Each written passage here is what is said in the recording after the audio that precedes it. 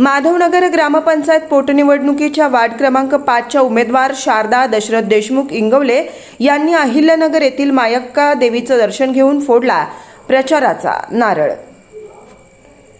माधवनगर ग्रामपंचायत पोटनिवडणूक 2026च्या पार्श्वभूमीवर वार्ड क्रमांक 5च्या ग्रामविकास परिवर्तन पॅनलच्या उमेदवार सौ शारदा दशरथ देशमुख इंगवले यांनी आपल्या निवडणूक प्रचाराची अधिकृत सुरुवात केली आहे। अहिल्यानगर येथील श्रद्धास्थान असलेल्या मायक्का देवी मंदिर येथे नारळ फोडून आणि प्रार्थना करत त्यांनी प्रचाराचा शुभारंभ केला। यावेळी माजी जिल्हा परिषद उपाध्यक्ष शिवाजी उर्फ पप्पू डोंगरे, माजी उपसरपंच देवराज पिंटू बागल, माजी उपसरपंच निर्मलाताई पवार तसेच परिसरातील नागरिक, कार्यकर्ते, मित्रपरिवार, समर्थक मोठ्या संख्येने उपस्थित होते।